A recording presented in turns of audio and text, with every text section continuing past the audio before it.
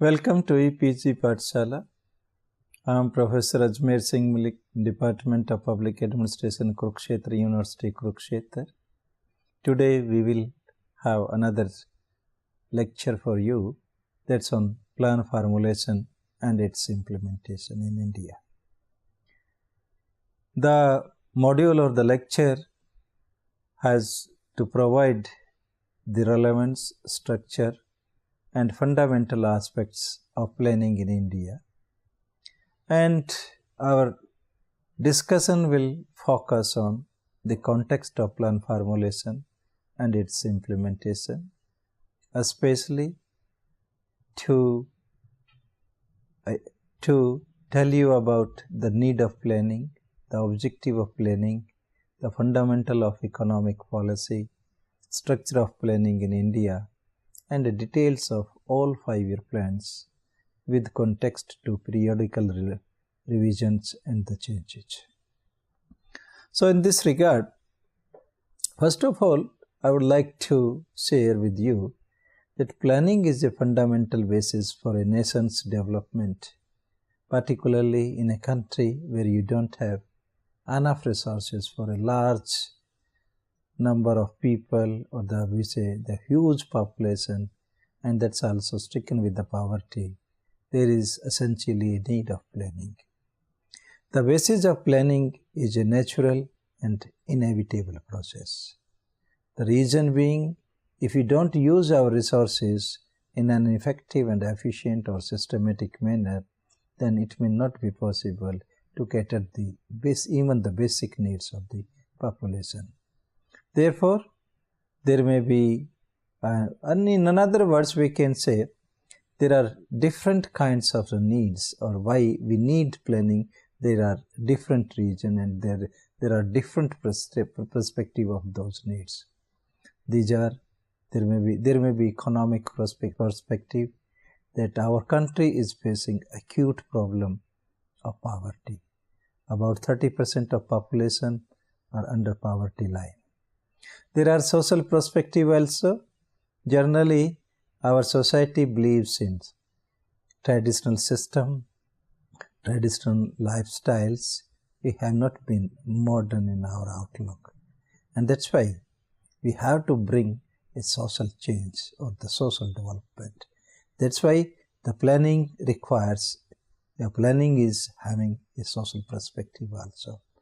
You may have seen that in our society, particularly, there are gender discrimination, there are caste-based discriminations, there are religious kind of distinctions among the people, and that's why there are social that carries the social perspective of planning. I am re-emphasizing it, that there is a need for the social progress, social change, or social development.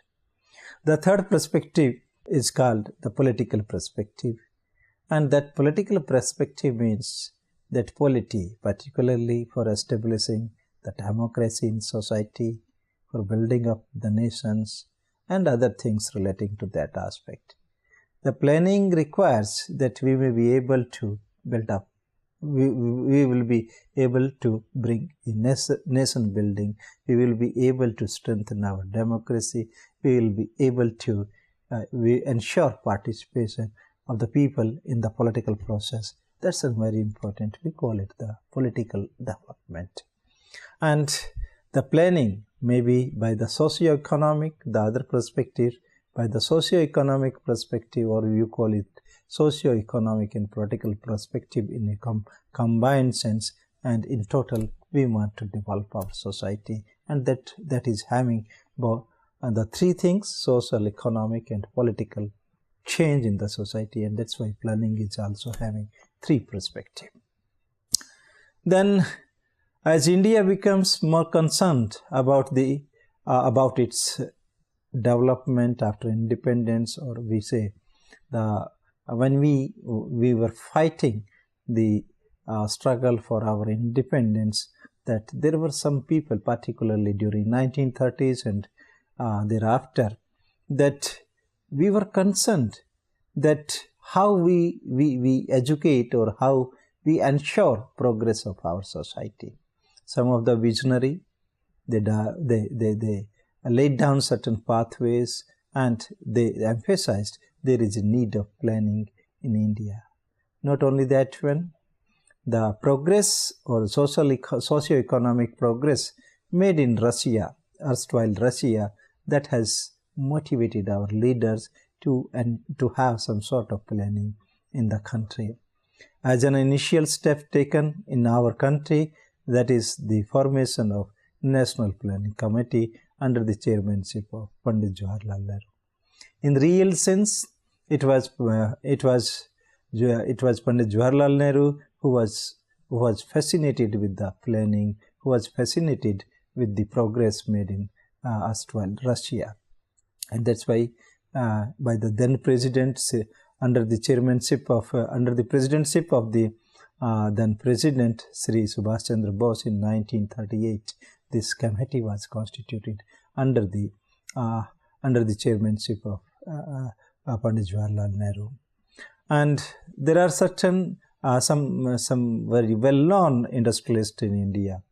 That is, they come together, and that those were set, and that is that when they come together, that plan is known as Bombay Plan in 1944, and that Bombay Plan projected economic development through the active role of state machinery, and that requires, they emphasized the need of planning in India.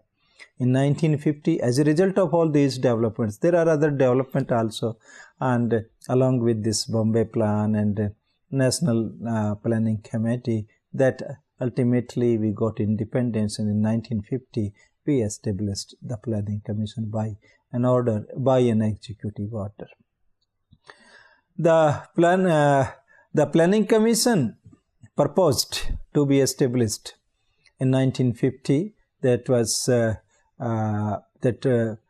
proposed that the planning will be undertaken through the strategic framework of 5-year plans. This strategic framework, which has been followed since then, has flexibility and scope for directional change and focused reorientation.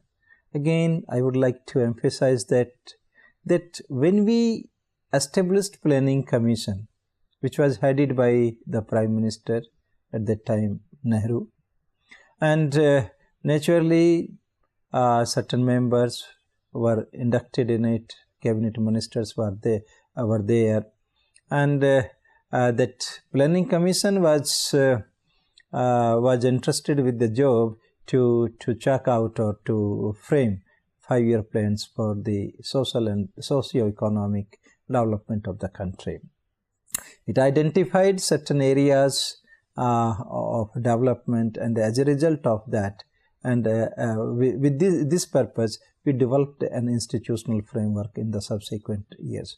No doubt, at this present time, Planning Commission is not there, but since 1950 to the present century, for about 60 years and more, we undertook, or we have been engaged with the 5-year plans, 12 5-year plans, and that's why it is relevant to discuss how the Planning Commission and the different institutions associated with the Planning Commissions have been successfully formulated the plans and implemented those plans. Particularly, if we see in the industrial policy orientation since 1956, that is the Industrial Policy Resolution 1956, that was associated with the state controlling or production and industrial development till 1990s. Or you can say, in 1991, when we opened our economy, that is, we liberalized our economy, we globalized our economy, and prioritized the development of the country. Only then, up to then, the state has been in a controlling position to direct the social and economic development of the country, and that social and economic development of the country was designed as well as directed by the Planning Commission in association with the National Development Council. Therefore, Keeping in view the fact that the Planning Commission has been in the steering role for the development of the country, therefore we will discuss about its structure, how it was composed of. Normally, if you say that Prime Minister was the chairman of this Planning Commission, and since its inception in 1950, the commission normally comprises of some members, and the number of members that varied from one commission to another commission. First of all, it has been a history, although it has been a history, but it has been a unique feature that most of the time, if not always, most of the time, the deputy chairman of the commission was appointed by the personal wishes, as per the personal wishes of the Prime Minister. No doubt, Prime Minister was the chairman, the deputy chairman was in real sense the executive officer or the main guiding force for the Planning Commission. There was a Ministry of Planning. When Ministry of Planning was established, then Cabinet rank Minister of Planning, he has remained as a permanent member of the Planning Commission. Similarly, Ministry of Finance or Finance Minister has always been the member of the Planning Commission. The reason being, the resources required for the implementation of planning has to come through the Finance Ministry. That's why. Another important minister, that is the Minister of Defense, he has also been the member of the Planning Commission. Besides these commissions, there have been certain experts or people having experience in different walk of life or different areas or the sectors of economy which requires some sort of state directions or government directions and control. That is, development in that particular area requires a state control. Those were appointed. In the similar way, like we have other institutions, constitutional and non-constitutional, the members of the Planning Commissions were both as part-time also, as well as the full-time members were there. And naturally, that has played an important role, and that has been considered one of the factors which made the Planning Commission a successful one. At least during the years we need it most, and that's why.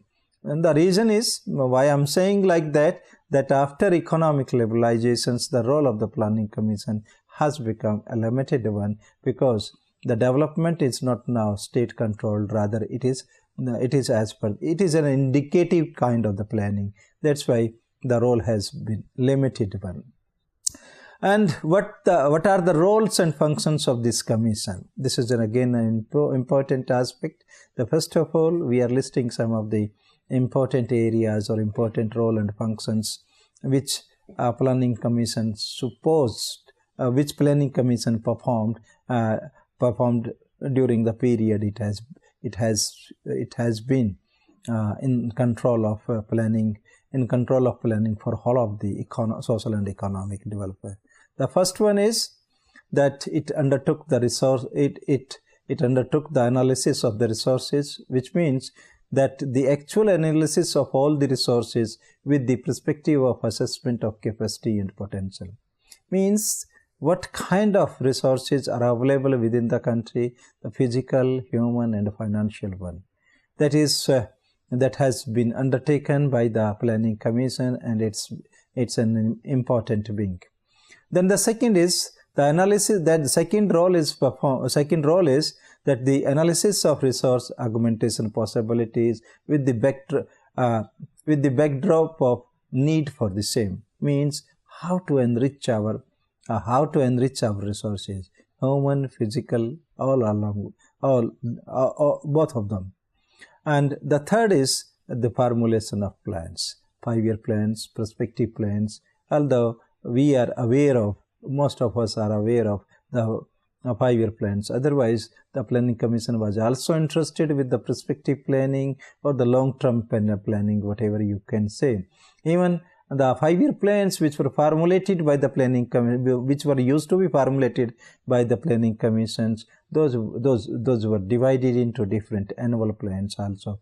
Resource allocation, financial and other all these things, and the different steps involved in the implementation of planning on annual basis and periodical review, all of those are a part of the formulation of plan. Then fourth, we can say enumerating and structuring the priority of the plan to need and resource assessment. Enumeration and structuring of the priority, that is very important, because it is undertaken through the political process, and that's why the political process which assess that what is required, or what should have what kind of priority has to be assessed to which area or which sector of economy, that is to be assessed. No doubt that is in a political process. And one important institution, National Development Council, I have referred it earlier also, National Development Council, which is not only the approval, which not only the the approving agency of the 5-year plans and annual plans, but that has also been composed of the chief ministers and the important ministers and headed by the prime minister. That has become a deliberation platform to determine the priorities of the countries, or to determine the development priorities of the country. That is also performed by this planning commission. Then defining of the plan implementation stages and the processes. This is again a very important aspect, although I have referred it earlier also when I stated that 5-year plans are composed of 5 annual plans and all those things. But here I would like to refer some of the other things.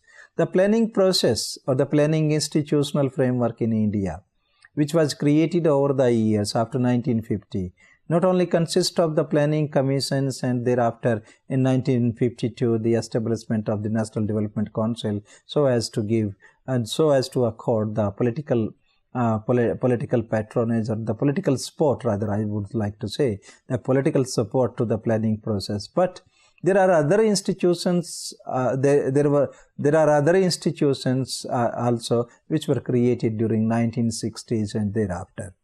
Particularly if we see that at the state level, the state planning boards were established. Similarly, the state planning department were established. Not only that one, economic and statistical organization for making the assessment of the resources available in that state and to identify the priorities, those were also established. At the district level also, statistical department were established. Not only the statistical department, but lately 92 and onwards, and even before that, we discussed about the district development council and district planning committee or district planning process, and the sub-district planning process also. Nowadays we also talk about the village level planning, although it was not there at the time. It was after the post-liberalization. It is in the after the post-liberalization era that we established these institutions and made them more effective. These district level and sub-district level agencies were not as effective as these are nowadays. But that those agencies, all these agencies, district level agencies, state level agencies, and the central government level agencies, those were those agencies collaborated their efforts, coordinated their activities in such a manner so that they can devise the plan in such a systematic manner, and so that it may be implemented in a right perspective, and it may be divided into the different stages, and the process for each and every kind of the process relating to planning, that could be charted out not only for the planning purpose, rather for implementation of that one. And that's why there is another important thing is, which is associated with all these institutions, which and the communication in between these communication channels in between these institutions, among these institutions, that is to identify the barriers, in the plan implementation, and how those barriers can be removed or can be utilized as enablers for the social and economic development of the country. Natural from the development efforts or the development from the process of the economic development when we are implementing the plan, that helps and that their strengthening of those enablers through appropriate process and the resource augmentation, that may help in achieving the desired goals. I would like to tell you here, although I will discuss in later on also, that most of the times what we expected, most of the times, not always, most of the times what we expected or whatever our targets have been, those could not be achieved because of those barriers. And that's why it is considered very important that the barriers may be removed and enablers which facilitate the implementation of plan, that must be strengthened so that we may able to get we may be able to achieve the targets set up for the annual plans as well as 5-year plans, and that is, and how to remove them, how to remove those things within a stipulated time. This requires a proper understanding, proper assessment, and the naturally adequate and very specific kind of the solutions to remove all those things. Allocating human resources and determining the organizational structure for plan implementation, that has been considered a very important aspect of the planning process, and that has been considered as a process where we can remove the obstructions and utilize all those organizations or all those structures and the human resources as an enablers, so that we may be able to get the results, or we may be able to get the objectives fulfilled. And in another way, we can say while implementing the plan, while at the implementation stage of the plan, we can reanalyze our policy, reanalyze our plans, the periodic revisions, that is an important aspect. Earlier, there used to be a midterm appraisal of the 5-year plans, that is after 2.5 years, we used to assess it, but the process of analyzing what we have done, what we have not been able to do during the plan period, that was a lengthy process, and by the time that midterm appraisal was there, already most of the plan period was over, and as a result of that, we could utilize the findings of the midterm appraisal on in the next plan. But whatever it is, that's since planning process, and this country is so big, and the development process itself is a complex one, and that's why it may not be possible to have a very systematic and very we can say specific kind of solutions for each and every kind of the system, or we may not be able to diagnose it while implementing it. No doubt the process of the monitoring and evaluation, that's a continuous process that was utilized, but that was undertaken but not properly utilized, particularly at the time of the plan is implemented. It was rectified in the subsequent annual plans or in subsequent 5-year plans. Then another important thing is that the recommendation made as a result of those evaluations, and whenever it is required, that is based on the feedback and the monitoring process of the plan implementation. That's an important area, and that has been. Now, before we discuss the different 5-year plans, I would like to tell one important thing, that as I have told you, there are different level of institutions. What the 5-year plans have been undertaken in the different areas which states supposed or which the government is supposed to undertake those activities in those particular field, and that efforts have been made that whatever the priorities of the first 5-year plan 1951 to 1956. The first 5-year plan, naturally, it was the brainchild of Pandit Nehru, and the primary aim of the first 5-year plan was to improve living standard of the people of India. At that time, the major objective was, that is, how to improve the living standard of the people of India, and this could be done. It was thought in the 5-year plan document that this could be done by making judicious use of India's natural resources and an outlay with a meager outlay. At the time, the cost we didn't have much resources or plenty of resources with us, and that's why we started with rupees 2069 crores. The second 5-year plan, not second 5-year plan, but in the first 5-year plan, the focus was on industrial sector, energy, irrigation, transport, communication, social services, development of agriculture and community, miscellaneous issues.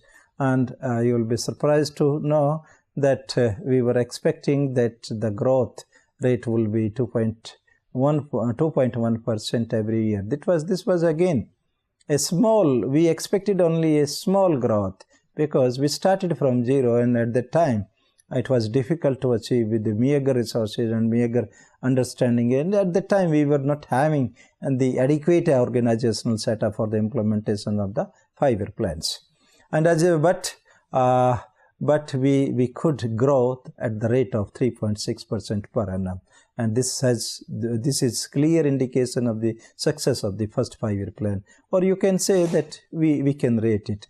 And there are such an important achievement during that is Metro Dam, Hirakund Dam, Bhakra Dam. Those were constructed during that period, and particularly agriculture. As a result of this, that agriculture got some strength, and the landless workers also got employment out of these activities. Not only this one, the cooperative institutions were also set up so as to promote the economic development and so as to engage the people around us in the economic development process of the country. The second plan, 5-year plan, that was during 1956 to 1961, that focused on industry, especially heavy industry. And I say this is the plan followed the very Mahalanobis model of economic development, and in real sense it is Indian statistician Prasanta Chandra Mohan Wallace who has given this model of development for the India. And as a result of that, the physical infrastructures, that is the hydroelectric projects, etc., steel plants, particularly at Bhilai, Durga and Rourkela, and coal production was increased. The steel plants were established and coal production was increased. Moreover, railway network was added to the northeast of our country. This is an important one. And the focus was on the there is another institution which was set up during this period was the Atomic Energy Commission, which was set up in 1958. And then another important thing is that focus was there on power and irrigation, social services, communication and transport, and the growth target was 4.5%, although we could achieve only 4%. And the 5-year plans allocation was made, that was 4,800. That's it multiplied at least 4 times from the earlier plans. Then the third plans, that is in between 1961 and 66, that it's stressed on the agriculture and improvement in the productions of wheat particularly, and it was plagued by 2 wars: Sino-Indian War of 1962 and Indian-Pakistan War in 1965-66. And the focus was on price stabilization because there was problem related to it. There was a scarcity of food, and the constructions of dams were also emphasized, or we say that investment by the government was made on the construct of dam also. Many steel plants, again, infrastructure industries were set up during this period, and education was also find an important place, or education, particularly primary education, in the form of opening schools, primary schools in rural area. That was also given priority during this plan. And this period also witnessed a democratic decentralization, although it was not in that way, but we can say that panchayats were established to ensure political participation in the development process. Not only that one, the state electricity board and secondary education boards, both for education and as well as electricity promotion, those were added during the plan. Target was 5.6%, but actually growth, it was 2.4%. And then it clearly indicates that the war, that we could not make much progress during this period. Then fourth plan was during the 1969-74, and this witnessed 1969 that nationalization of banking. 14 major Indian banks were nationalized. Green revolutions was introduced during this period.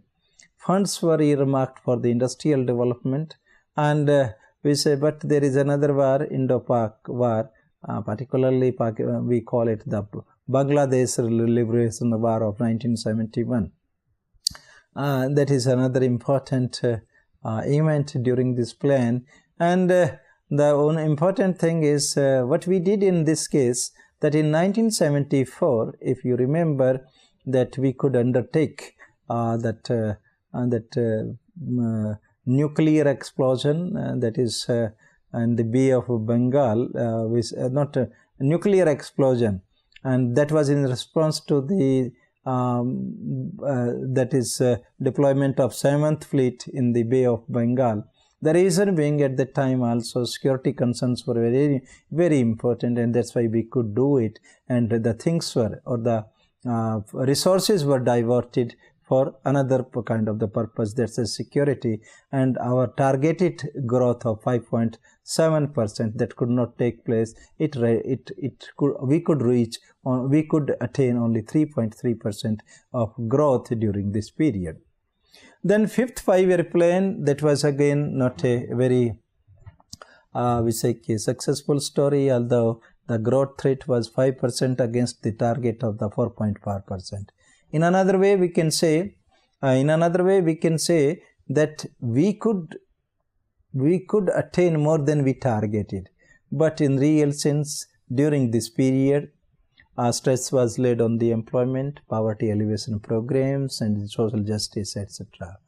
Plan focused on the self-reliance in agricultural production, and the results of the green revolutions were visible in our economy. But there is a change in the political guardianship, and as a result of that, the model of development has changed from one system to another system.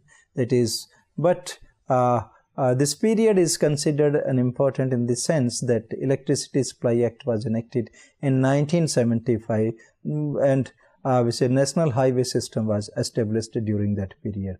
Moreover, this plan period also witnessed the development of the tourism in the country, or we can say that focus or attention was given to the tourism areas where we could provide more employment and more opportunity for the economic development.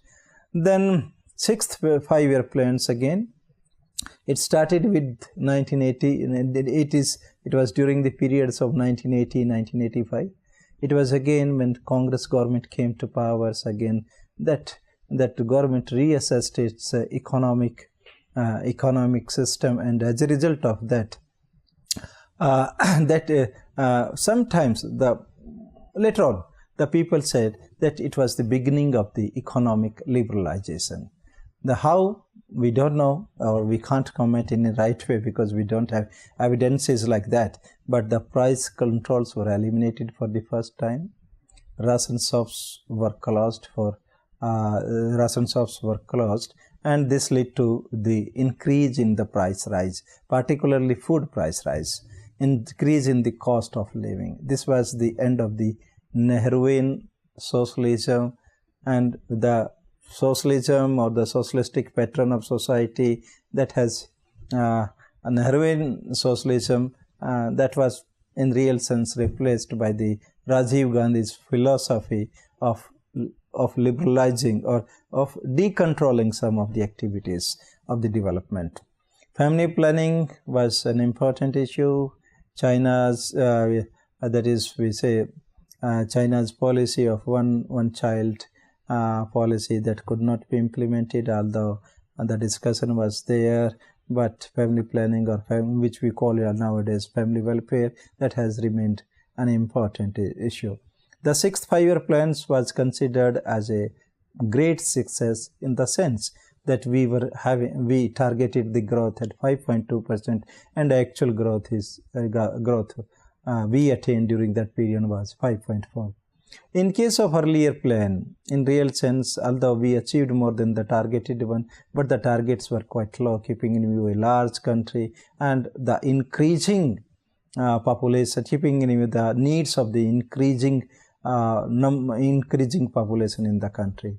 The seventh five-year plan, that's 1985 to 1990, that marked the comeback of Congress party to power, and it improved the productivity level of industries by upgrading the technology. And the objective of the seventh five-year plan was to establish growth in areas of increasing economic productivity, production of food grains, and generating employment. So the important issues which were there: social justice, removal of oppression of the weak people, or we say the weaker section of society, using modern technology was emphasized, agriculture development and anti-poverty programs got the priority during this plan period. Then during the eighth five-year plan, that is 1992 to 1997, modernization of industry was a major highlight of the eighth plan. Under this plan, the gradual opening of Indian economy was undertaken to correct the bourgeoising deficit and foreign debt. India became member of the World Trade Organization in the year 1955, and it is considered an era where the we say Narasimha Rao's and Manmohan Singh model of economic development was introduced through the economic liberalization, privatization, and globalization. And as a result of that, many kind of the reforms were introduced. Most of the time we could say that a 5% per annum growth was expected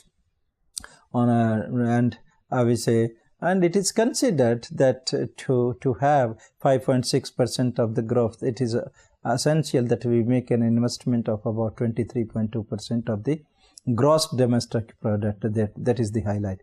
Or in another way, we can say that we could that realistic plan formulation and a change in economic development and as a result of the privatization, that five-year plans have become now going to be indicative planning in the country. And we say that's why this is considered one of the important, or the impact of the Rao and Manmohan Singh model of economic growth.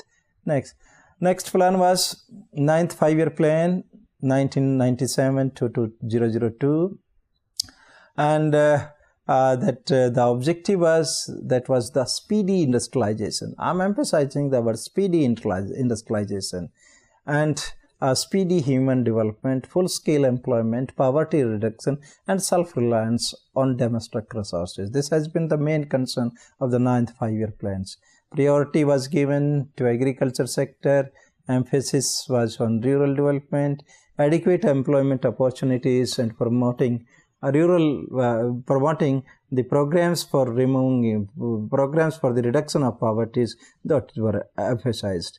And efforts have also been made to stabilize the prices and so as to accelerate the growth rate of economy. This is another important thing. And there is another important thing which was concern for the country, that we wanted to ensure food and nutritional security in India. Not only this one, there was an urgent need for the infrastructure development, particularly in the area of education, in the area of drinking water facility, in the area of primary health, transport, and energy. These were the areas which were of main concern during this plan. And this is naturally the demand for such kinds of the activities that has increased manifold because of the increasing population in the country. And the issues, social issues particularly, which got, although social issues were not ignored, those were taken since the beginning of the planning. But here again, we emphasized social issues, particularly like women empowerment, conservation of certain benefits for this special group of the society, and to create a liberal market for increase in the private investment aspect. And naturally, since it was a liberal economy, that's why initiative to attract private investment that was also undertaken during the plan. During the plan period, the growth rate was targeted as 5.35%, and a percentage of point, which is a percentage point lower than the target GDP growth of 6.5%. Again, growth rate was 5.35%. The 10th 5-year plan, that was from 2002 to 2007, we escalated or increased our GDP, target of the GDP, that was to 8%. And reduction of poverty by 5 percentage point was targeted. Gainful and high quality employment was emphasized.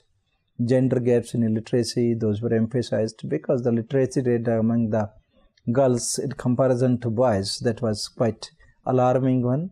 20-point program was introduced during this plan period, and we could, but despite the fact that about 8% of the growth rate was targeted, we could achieve only 7.7%.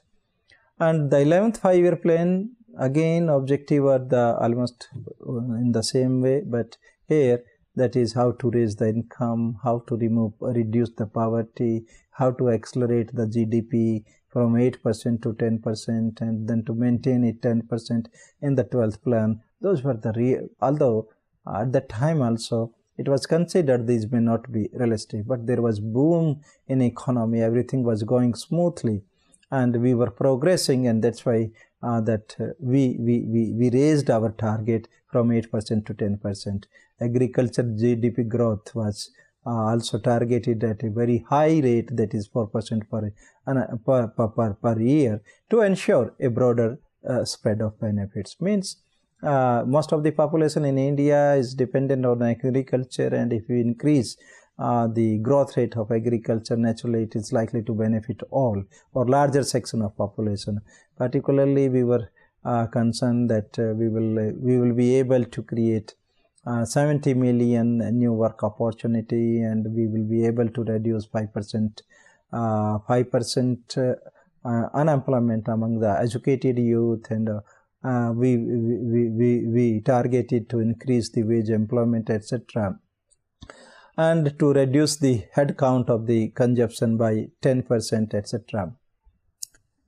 The 11th 5-year plan and 12th 5-year plan, both of these plans emphasized on certain important sector of economy or sector, which is related to the education, health, women and children, and physical infrastructure essential for the development of the country. And naturally, we made the arrangements for the investment, and we say there is another important aspect is housing, etc., that has also been made important one. But during the 12th 5-year plan, when it was implemented, that is from 2012 to 2017, there is a change in the guardianship again at the Government of India level. The BJP came to the power, and at that time, during the Congress regime also, and that the relevance of the planning commission or planning system, that was questioned. because it has been alleged that the planning commissions and the planning institution has become the department, and a controversy or the conflict it was there between the planning commission and the finance commission. As a result of that, the new government, after coming to power, it replaced the planning commissions with the Niti Ayog. And with the about Niti Ayog, we will discuss in another lecture. We will discuss about the Niti Ayog, how it has replaced and what are the functions entrusted to this Niti Ayog, that you will be able to learn from another lecture on the topic.